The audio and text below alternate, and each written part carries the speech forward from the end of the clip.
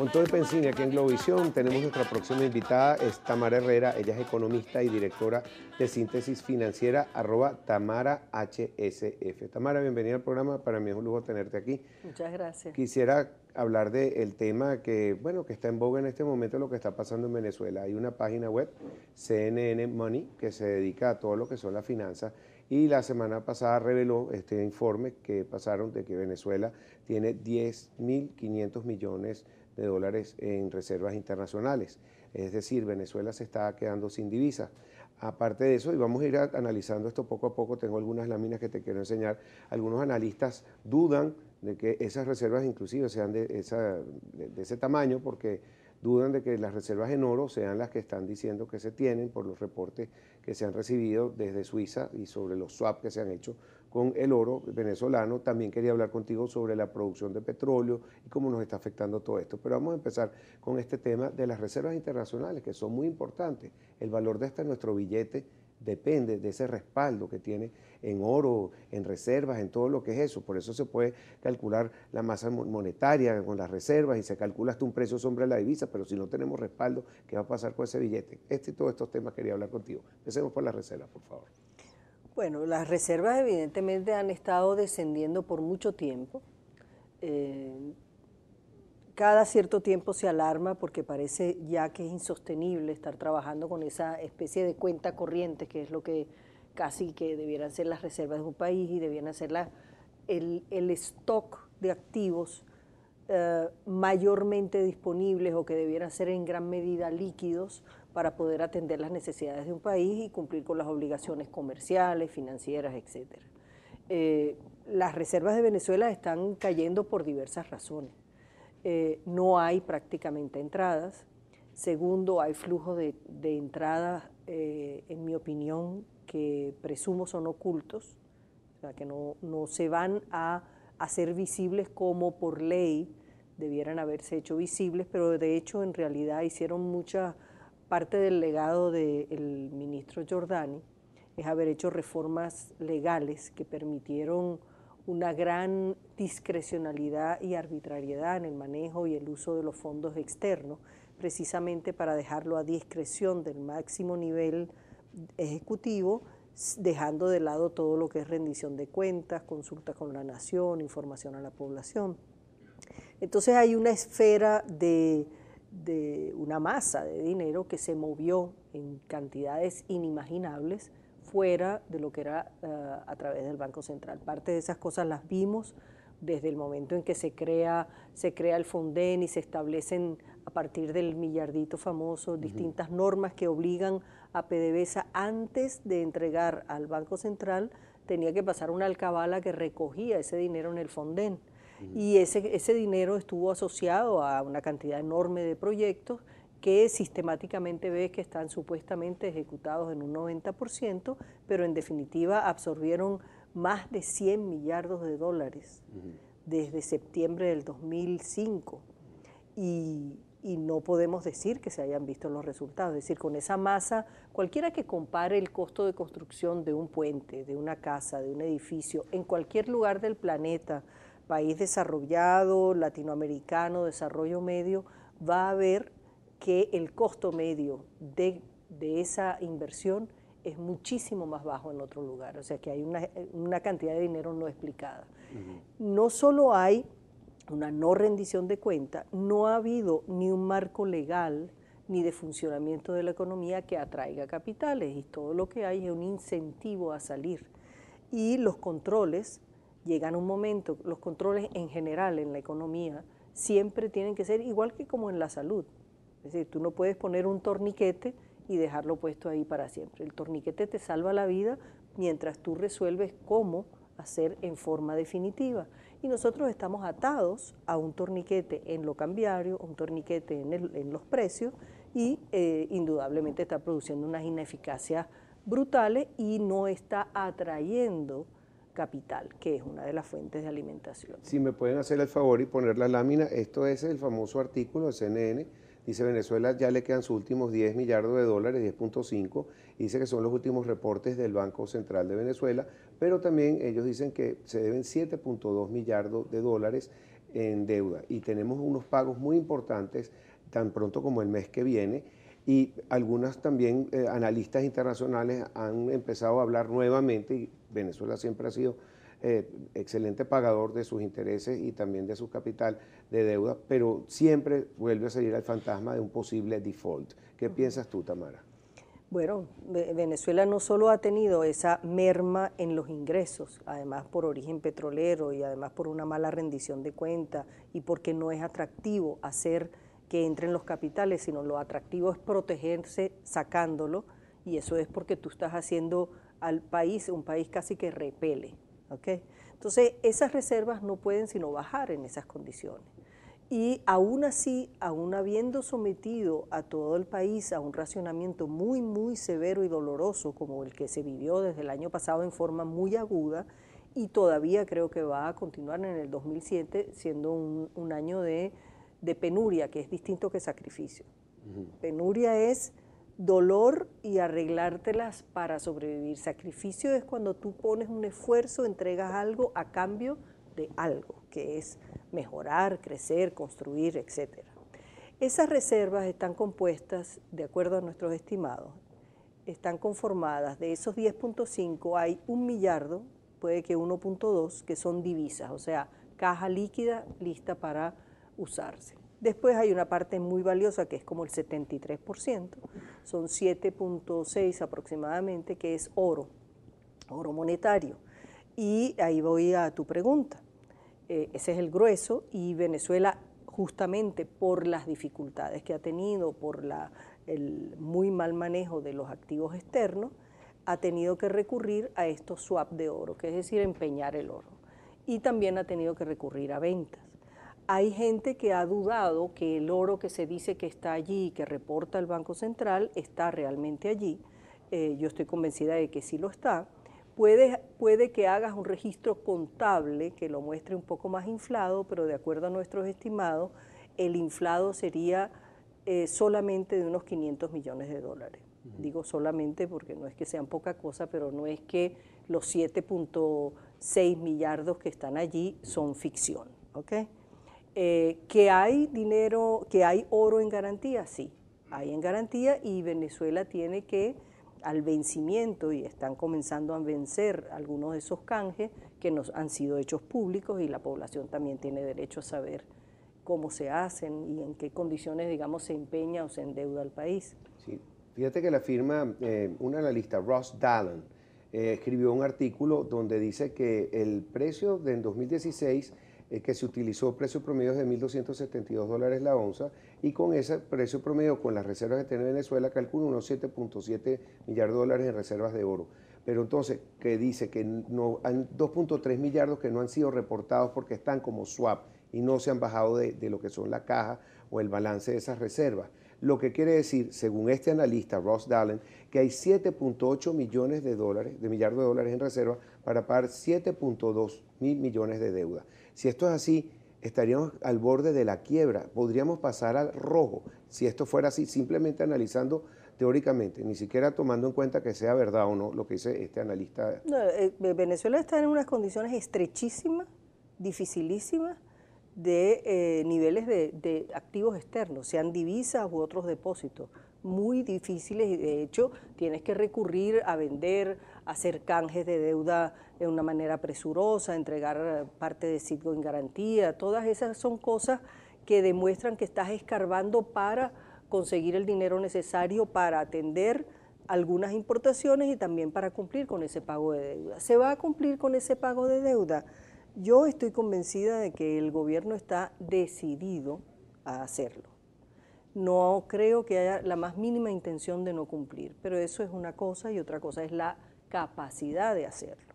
La administración ha sido muy mala y creo que lo que ha ocurrido en PDVSA es una de las cosas más dolorosas y la verdad es que no merece otro calificativo que vergonzoso. Es decir, es una empresa que estaba en los primeros órdenes de calidad a nivel mundial, en eficacia.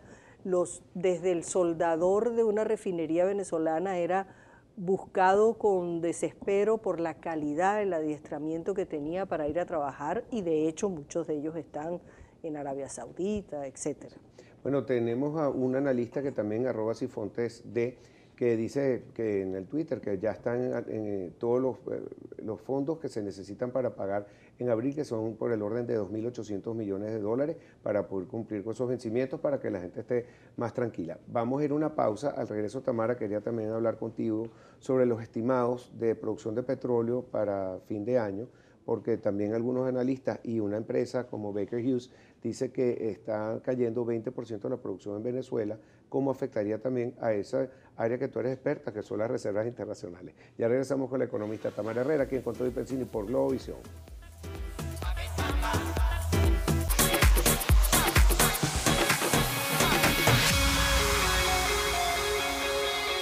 Acá Con Todo y Pensini por Globovisión. Y bueno, DJ ahí, Cachete haciendo de las suyas, un remix ahí muy bueno. Eso es de, ahorita me dice. Bueno, tenemos nuestra invitada Tamara Herrera, economista y directora de Síntesis Financiera, @TamaraHSF. También tiene una página, El Tesorero. ¿Es una página o es un servicio? Es un servicio semanal que puedo recomendar. Bueno, por favor, si me puedes enviar, aunque sea uno, después lo pagaré, pero aunque sea uno para que nuestros amigos también puedan verlo. Mira, quedamos también ahora en la producción de petróleo.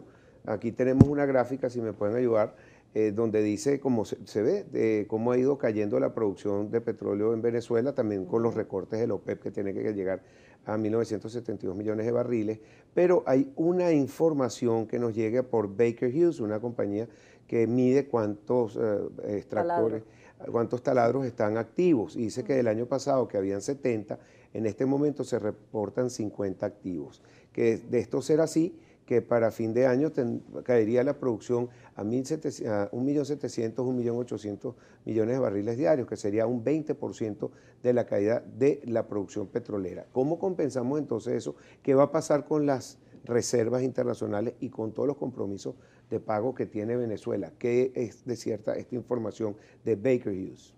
Bueno, Baker Hughes da fe y es reconocida y mide realmente el uso de taladros a nivel planetario, ¿okay? No necesariamente hay una alta correlación entre el número de taladros y la producción, y de hecho el gráfico creo que es elocuente en eso. También te muestra, por ejemplo, que en el 2016 ahí hay unas oscilaciones que están todas en ese promedio de 70 taladros, y sin embargo hubo un declive brutal. O sea que puedes tener los taladros, el número de taladros oscilando en 70 y no necesariamente estar produciendo una cantidad asociada a esos niveles, ¿no? El declive, o sea, Venezuela tiene por su condición geológica un declive natural en los yacimientos de 20-25% anual. Cuando se dice natural es que si tú no haces las inversiones y el mantenimiento precisamente para que esos pozos se mantengan bien, pues ese declive se efectúa, se lleva a cabo, pues. Y por eso es que se ha hecho tan exigente sostener la producción en Venezuela, porque tienes que compensar ese declive natural de los yacimientos viejos que requieren ese mantenimiento, y a la vez tienes que aumentar los nuevos. ¿Dónde está lo nuevo? Lo nuevo en teoría está en la faja, y la faja, es decir, parece mentira, pero la verdad que la producción con los socios minoritarios es la que menos ha caído, es la que ha compensado la caída brutal de la producción propia de PDVSA. Si llegara a cumplirse ese pronóstico, que es mucho más grave que el que nosotros tenemos una caída como escenario base a 2.260.000 barriles a final de año.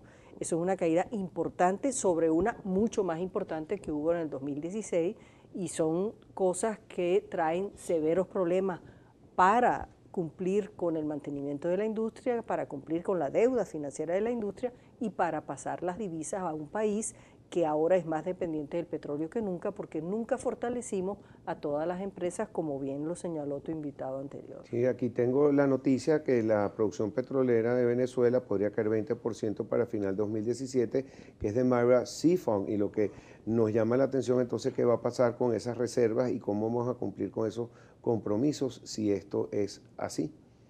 Bueno, es un reto exigente. Yo creo que van a tener que hacer seguramente algunas ofertas y replantear alguna forma de refinanciar, pero es un reto cuesta arriba, porque yo creo que la experiencia del canje del año pasado fue una experiencia no tan fluida y tan exitosa como podía haber sido, porque cuando tú le dices a alguien, mira, estoy en problemas, mira cómo está el mercado, mira cómo tengo la caja, no tengo muchas reservas, etcétera, no te voy a pagar cuando te dije, dame ese papel y te voy a dar uno nuevo mejor. Tengo que compensarte el hecho de que no te pago en fecha.